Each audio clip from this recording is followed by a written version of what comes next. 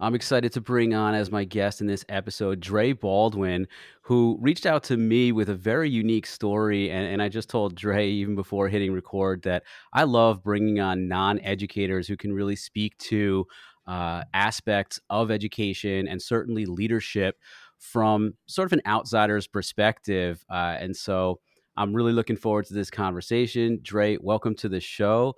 I'm happy to have you. So if you could, just explain to everybody who you are, where you are, and what you do. Well, thank you, Dan. I'm excited to be here. Thank you for having me. So, where I am, I'm in Miami, Florida, originally from Philadelphia, Pennsylvania. My background is in sports. Played basketball overseas 9 years after I walked on at an NCAA Division III school. For those who don't know sports, that's not a level that those D3 does not supply to professional athletes. So, most D3 athletes aren't even thinking about making it pro, let alone doing it. But I was able to make that happen. And at the same time, I started publishing content to this brand new platform called YouTube, and that's actually where a lot of people came to know me. So we're talking 2005 here. So a lot of people came to know me through YouTube, even though the goal was actually to play professional basketball. So it's funny how that worked out, that people know me from not even the main thing I was going after. But in doing so, players who were watching me on YouTube just started asking me questions about the mental approach to the game, because once they found out about my story and about my background, they were like, well, how did you have the mentality to keep working on your game despite the fact you weren't getting results? Or how do you have the confidence to really show yourself when it matters? Like at basketball tryouts for the high school team was a big deal for a lot of young players.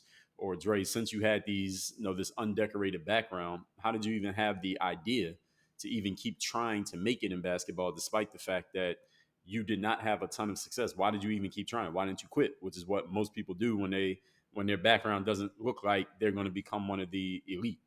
How did you even keep trying? Or people would ask me how I got started getting known online, because now I had some buzz.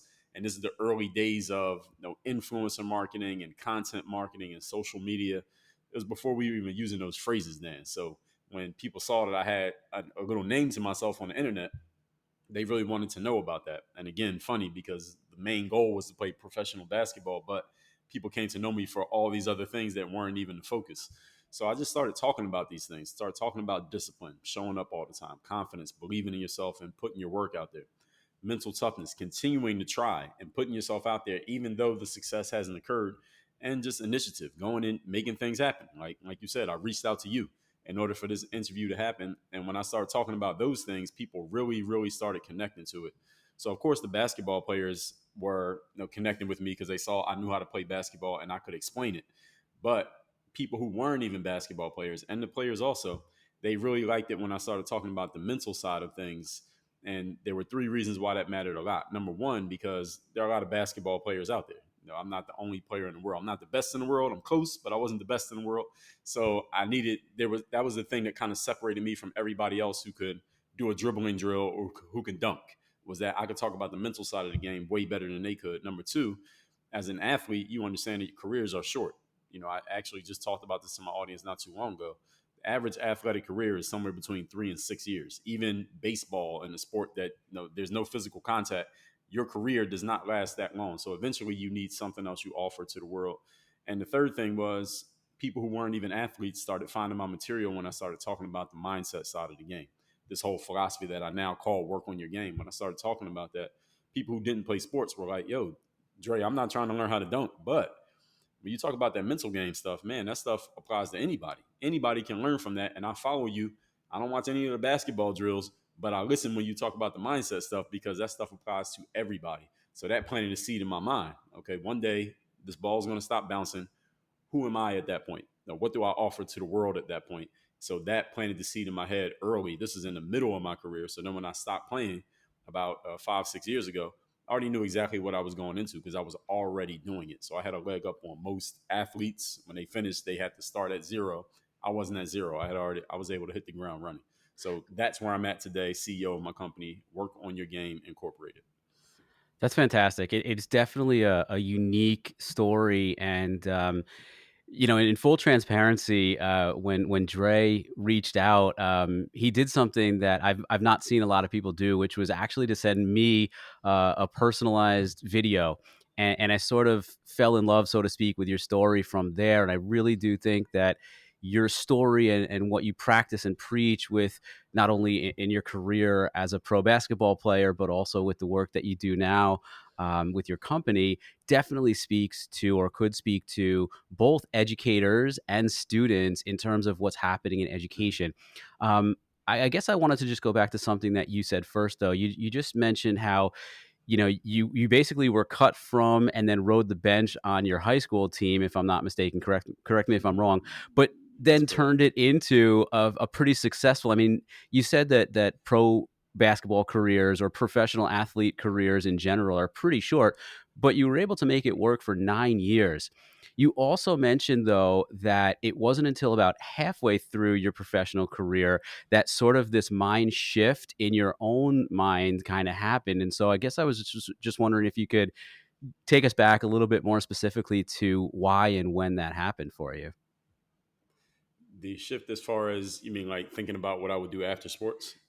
Yeah, like the mental part of the game and creating that kind of content to help people with that. And the thing is, then I always, that was always within me. It's just I hadn't had a reason to articulate it or share it with anybody else. So when I was getting cut from my high school team, as you mentioned, 3 years in a row, most athletes, most players, young men, I gotta say, they're not even players now on the team.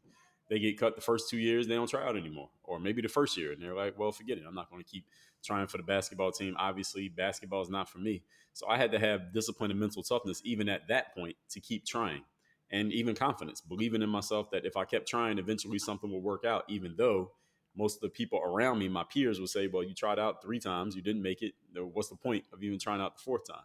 And even then, when I made it, I sat the bench the 1 year I was on the team. So any reasonable person would have looked at that and said, all right, you're 18, you're in this transition period from child to man. All right, let's get serious now. Let's let the pipe dream go. Basketball's not it. Let's do something else. I needed all those mental game elements to even keep trying at that point. So, and it wasn't until that period around 2005 to 2009 ish that players started asking me explicit questions about my mindset. And that's when the stuff just started pouring out of me, because I'm like, well, to me, Dan, it's kind of like, and I think a lot of educators can relate to this. When you, stuff is inherent to you, when it's just a normal way of you looking at the world and thinking, you just assume everybody else already gets it. So you don't even consider it a big deal to talk about it. But when I started talking about it, people were responding to it in ways like they had never heard anything like that before. It had never occurred to them. And I said, okay, so there's a whole audience of people who never even thought these thoughts. So let me start, putting these quote unquote on paper. And that was first of all through video, then eventually became, books, courses, and things like that. And to answer the rest of your question, even during my professional basketball career, it wasn't like this was some yellow brick road once I started my career and then everything went perfect. From that point, there was a period where I found myself unemployed in the pro world. I didn't have a basketball job. And again, people who don't know the pro sports world, there are a lot of athletes who at times are on the fringes of the game, meaning the season is going on, but right now the NBA season is going on, but there are pro basketball players who are out of a job right now and they're just waiting for a phone call from their agent or an opportunity from a team so they can go play. But they got to play the waiting game. They just have to wait and stay ready for the opportunity to come. So I found myself in that position around 2008, 2009. And that's when I really just thought about my life. And I'm getting into my mid to late 20s at this point, and I'm just projecting out, all right, what is my life going to look like if I keep living this way? And the challenge for me was I didn't have any control over my destiny. I didn't know when I was going to have a job. And anybody who's worked before knows you don't have a job, you don't have any money. So I'm like, all right, how am I going to control my destiny and live the way that I want to live if my destiny is always controlled by whether or not someone else feels that I am qualified for a job? Because even in the pro sports world, a lot of people outside of that world don't think about it, but someone has to choose you for you to get that job. You have to be chosen, and there's a limited number of spots. It's not like the internet where anybody can get on. And at the same time, I'm on the internet and I see this growing audience that I have. It wasn't, there was not a lot of money to be made at that point. This is around again 2008, and that's when I asked myself a great question. I said, how can I combine three things: what I love doing, basketball, what I'm good at, being on the internet, and making money, which is what everybody needs to make money, even if you're not a money driven person. And when I asked that question, the answer, that insight was building out my website, building what became my personal brand And this is, again, early stages of us even using this kind of phrases. People weren't even saying these things at that time. And then creating my own products and services. And then when I started selling those things, I said to myself, well, look, I love basketball and I'm still of age to play, so I'll keep playing. But this thing on the internet, when I started creating and selling my own stuff, I said I could do this for the rest of my life. And that's really what got me focused on it. So I was, for the last half of my basketball career, I was doing both at the same time. You know, when we talk about how your work and this conversation can relate to education, I think of a few different things. What I'm picking up off of what you're saying is first and foremost how educators who directly work with and can therefore impact students should encourage them no matter what. You know what I mean? Like if a student has a passion, has an interest in something, even if they're not the most talented in the world, that's still reason enough to support them through what they want to do. As you're talking, I'm thinking about even my own 10-year-old son who is an athlete. He's a pretty good baseball and hockey player. May or may not want to become a professional athlete someday. I don't know. Most 10-year-olds probably do. But he's becoming more and more interested in video games. And clearly, the generation that I'm in, and certainly generations that have come before, have not necessarily had that as a quote unquote real job, you know, and but Mm-hmm. I'm careful not to discourage him and dissuade him because that's something he's really passionate about. So, you know, whether or not it becomes a career for him, it doesn't matter. I just I want to support him through it. I'm also thinking about like what you're talking about with content creation. And for both students and the educators themselves, you know, you mentioned like personal branding wasn't really a thing that people were talking about 10 years ago, 15 years ago. We've talked about it on this show before, how educators Mm-hmm. themselves should get their voice out there. You know, yes, new Sure. podcasts and things are popping up all the time, blogs, YouTube channels. But I know I learned so much from other people in the space because of the way that they share things. So Mm-hmm. I appreciate that as well. Let's talk about that for a minute. You know, what do you do then, I guess, when like you said you made that shift where yes, you were still playing, but you kind of saw or sensed that people were reaching out or interested more and more in what you had to say about the mental part of the game. So, what were some steps that you took to make sure that you got your content out there? Well, I just kept publishing. That's Mhm. the short answer. Is at this time, this is early days of YouTube. YouTube started in 2005. That's when I first put my videos out there. But once I saw that people were responding to it, I just kept publishing. So by 2009, between 2009 and 2011, I was putting out videos, usually even more than one video a day. I remember in summer of 2011, I was putting out 4 videos a day because that's how much the audience was eating it up, and that's how much content I was putting out there. So the stuff just started pouring out of me, and some of this was training stuff, and some of it was mindset material. So at that point, when I saw that was not there was an opportunity there, I started creating programs and products that this was all specifically targeted towards a basketball player who was trying to get better at playing basketball and making the videos. And they were basically, the videos were sending people to my website and then they were buying the product. So that's how it was working. No advertising or anything like that. And then around 2010, that's when I wrote my first book, Buy a Game. And that was me just telling my basketball story, how I got started and how I got into the game and things like that. And then over the next couple of years, I would just notice the kind of questions they were asking me. And I thought, well, I wrote my first book, and now self-publishing was becoming ubiquitous. It was easy to go on Amazon, KDP, and you can upload and basically have a book right there. You can get it printed out and everything, and it didn't cost you any money. You could do it literally for free. If you want to design your own book and do your own editing, you could literally do it for $0, just a time investment. So I started writing more books, and I started, of course, writing about mindset. The same stuff I was talking about in my mindset videos on YouTube. I basically just wrote those things out and made books about them. That was basically what I did when I first got started. And my early books were about discipline, confidence, mental toughness, and personal initiative. To this very day, that bundle is still the most popular bundle of books I have. And I have damn near 30 books written. So that was how I got started. And I just kept creating that content, kept putting it out. And over time, more and more people are coming to the internet, more and more people are coming to social media, and these people, of which I was one, who have an audience on the internet, who have a brand, they have this message, and people are connecting to it. We started to become you're somebody because you're doing this. Now, mind you, Dan, when I first started, this was not a thing. So again, I didn't jump into the internet game because I saw it as a way to make money or get famous. I just did it because I saw there was an underserved audience that I could serve. So then it evolved into, okay, now this can be a business. And again, while I'm still playing ball, I'm noticing this and I'm saying, okay, perfect. So as soon as I get done playing, I know what I can do. I don't have to keep playing just because I need to make another dollar. I can play as long as I want to play, and then I can move on and do this business thing because I see there's an opportunity there. So the next thing I did was I just put my foot on the gas and did more of what I already knew. And I thought I was, a business person back then. It turns out I didn't know as much as I thought I did, but it was working up to that point, so I just kept doing it. When you're speaking, I kind of just naturally keep going back to the word hustle. So much of what I just heard you say was you just kept putting out content.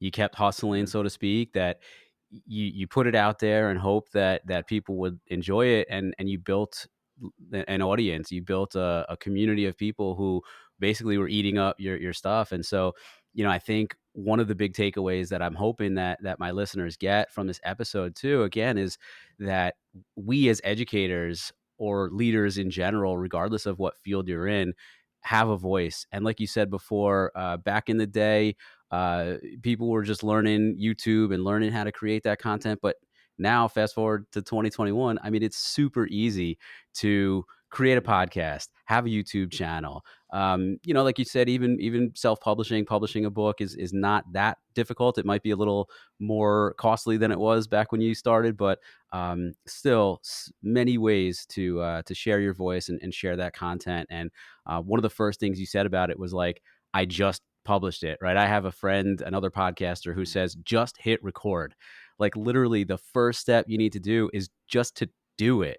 And so I appreciate that sentiment. Now you mentioned this as you were talking, and I want to go back to it so you can kind of expand on it and get more specific. And before I ask you to, I want to mention that since you and I are meeting for the first time here, I don't know if you know this about me, but last year I earned my doctorate degree, and the way that I did that was doing my own Congratulations. research. Thanks. Doing my own research basically on how leaders in education, school leaders, can affect change in others. And I honed in very specifically on two theories. One was a leadership theory called transformational leadership, and the other was growth mindset. So clearly, I'm very interested in what you have to say here about mindset and how to really motivate people to want to change either themselves or others. Like you're helping change others in terms of motivating them, whether they're athletes or not. And we as educators, that's our hope to do with students. So in your work with work on your game, I know you have those four tenets, and you mentioned them briefly a minute ago, I think. But what are those four tenets that you have to therefore kind of inspire and motivate that growth in others? Sure. I'll explain each one of them. So the first one is discipline, which is showing up every single day to do the work. Second is confidence, putting yourself out there boldly and authentically. Third is mental toughness, putting is continuing to show up every day, doing the work, putting yourself out there, even when the success that you've expected to achieve has yet to be achieved. And fourth is personal initiative, making things happen instead of waiting for things to happen. So for looking back in my own life, whether that was in the sports world or even outside of the sports world, I needed those elements in order to create my success. And looking at anyone else's life, anything that any of us do, including yourself, Dan, and any one of the listeners, you need these. Discipline with your show right now. You had to be consistent in putting your episodes out so people know what they're going to get, and your process and how you actually do your recording. Then there's confidence, believing in your message enough that you're willing to have the ego to say, "Hey, I have a show, and I'm going to be the host, and I'm going to put this out here, and you're going to listen to it and get value from it." That takes a little bit of ego for any of us to put our own work out there to the internet and tell the world that they need to pay attention to us. And that requires a certain level of confidence to put your work out there in a confident way, because a lot of communication, we all know, is nonverbal. It's not the words you say, but it's how you say them and the energy around what you say. That's really what people buy into or they don't buy into. And that confidence, I'm talking about the real inner confidence, that is what determines how people read that. Mental toughness, I think, is probably the biggest one. If I had to take all of these and I can only pick one element, I would just say mental toughness and put everything else underneath it. Because mental toughness, nobody's life is perfect. We're all human beings. We are all imperfect creatures. We make mistakes. Things don't work the way we want them to work. We make these perfect plans that do not work out. We plan things with and around other people, and they do something completely different than what we thought they were going to do. And sometimes things just don't work. Even if we think we did everything right, things just don't work.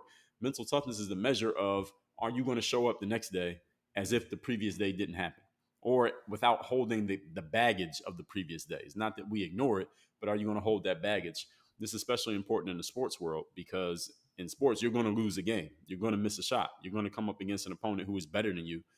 Are you going to show up the next day still carrying the weight of yesterday's game, or are you going to show up as if that didn't even occur, or you've already put it, you already put that on the back burner?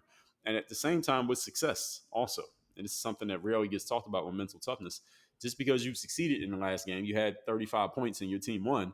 Now that's not doing anything for today's game. So are you showing up at today's game as if what you did yesterday is going to make up for what you need to do today? You still had to have the toughness to push yourself again. And this is why it's so hard for many people to repeat and duplicate their success in life, because once they get the first success, they don't have the same drive to do it again.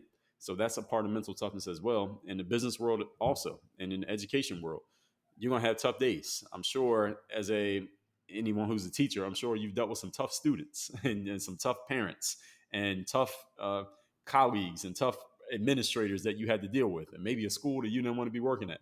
And you still have to show up every day as a professional, because the job of a professional is to show up every time and deliver, regardless of how they are feeling. And amateurs don't do that. Amateurs show up when they feel like it and when everything's working, but a professional has to show up all the time. And then the last one, personal initiative. Now, all this mental stuff is great, right? But if you just have that and you just sit on your couch with it, you could be motivated, but you're not doing anything. So the personal initiative is what actually turns that potential energy into kinetic energy, meaning it is energy in motion. You are actually doing something and getting started. Because Dan, I'm sure you have plenty of people when they find out you have a podcast who say to you, I wish I had a podcast. I want to start a podcast.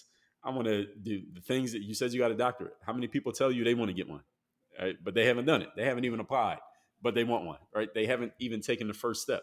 So personal initiative is taking some action. And like you said, your friend told you, just hit record. Hitting the record button is the initiative.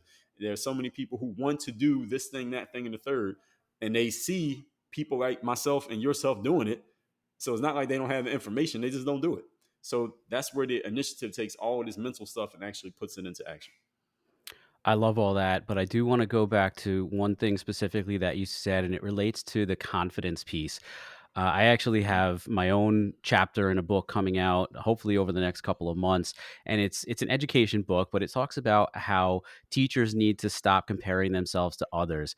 And the spin that I put on it is to talk about imposter syndrome, right? How and we've said this before already in this episode, like just get your voice out there, just do it. People will want to listen to what you have to say, even if you think that it's something that someone else has already said. You're going to do it in your own unique, special kind of way. Mhm. And then the next thing you followed up with after confidence was mental toughness. But I guess my question is like, what if someone isn't super confident, or they're not sure whether they have that toughness to get to break through the confidence piece? Are there things that you've done or that you've spoken about that may help with that confidence piece, whether it's for educators or for students? I just really like to get your opinion there. Sure. The framework that I use to explain confidence, or at least the first framework that I use, is what I call the super you. And the super you is you still being yourself, but is you at your highest possible level of confidence, and then taking it even a level higher. So often people look at confidence and they may have a lot of people know about the idea of fake it till you make it. Now, I personally don't even believe in fake it till you make it. I believe it's a misnomer. I did a TED talk talking about this specifically, because fake it till you make it presupposes that you're pretending to be somebody that you're not. And that does not work. So example that I use is, there was this basketball player in high school. He was a marginal player, maybe the 10th best player on the team of 12 guys. So he was not a star by any measure. On his best day, he was mediocre. But one day in practice, the coach says, all right, today we're going to do something a little bit different.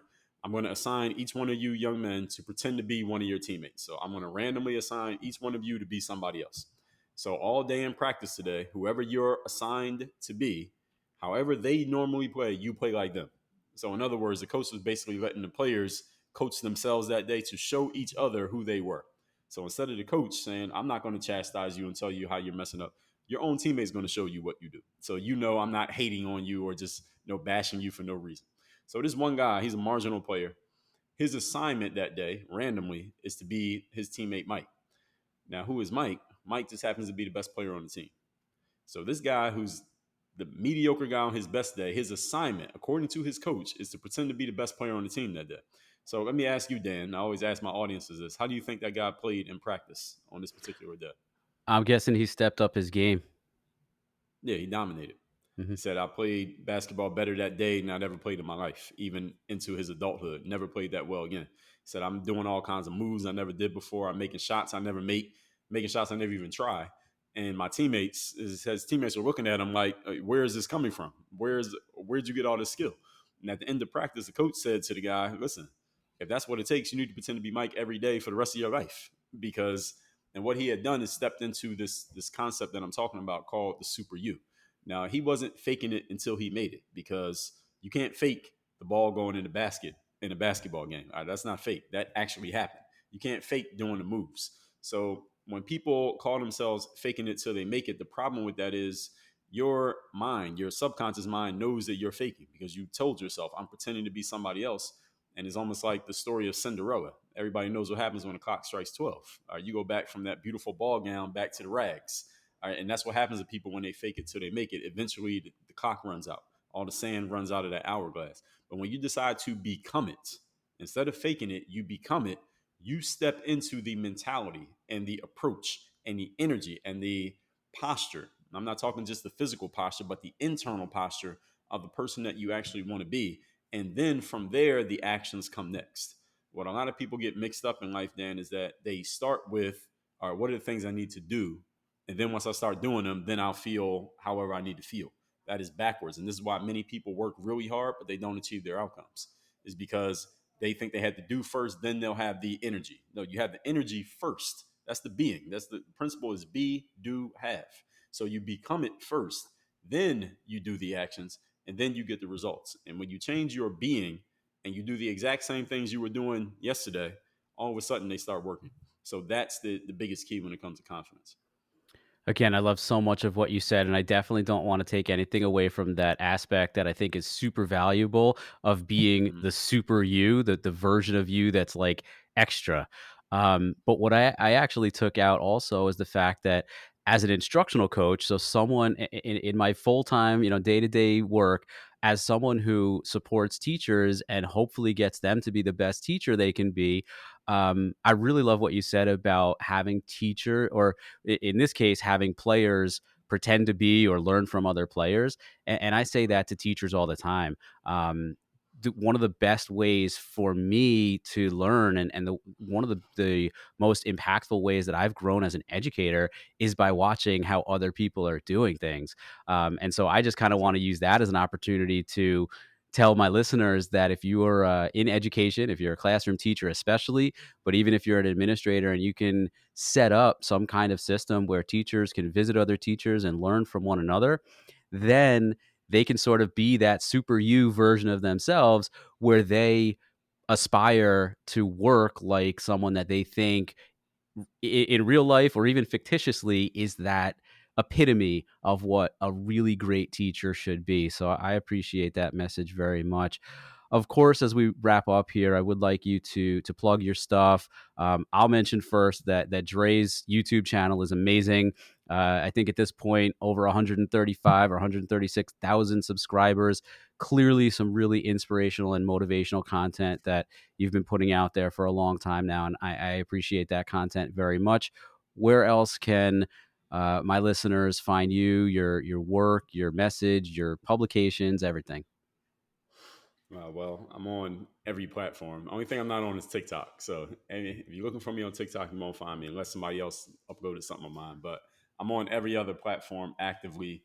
I do have a lot of books. I do have a book people can get for free if they would just help us out by covering the shipping. Can I share that then? Yeah, absolutely. All right, so we're on camera, right? Yes. So, all right, this is my book called The Mirror of Motivation, the self guide, the self discipline. First principle of the Work When You Gain philosophy is discipline. This is the book that everyone should start with.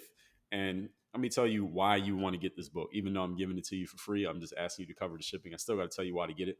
It's because, as I just explained, a lot of people in life go through their lives, doing, because they're trying to achieve that outcome, which seems to make sense. You can't get something for nothing, right? But since people never ask themselves the question, who do I need to be? They do all this work, but it doesn't quite produce a result. And then they start thinking that something's wrong with them or something's wrong with their strategy. Nothing's wrong with you. Nothing's wrong with your strategy. You just need to ask yourself a different set of questions. This book, The Mirror of Motivation, will provide you the frameworks to ask the question, who do I need to be? And for you to answer the question. So this book is not me hyping you up. This is not Dre telling you who to be as a person. That wouldn't make any sense. This is me providing a framework for you to ask yourself. That's why it's called The Mirror of Motivation. So you can get this book for free by going to mirrorofmotivation.com. That's mirrorofmotivation.com.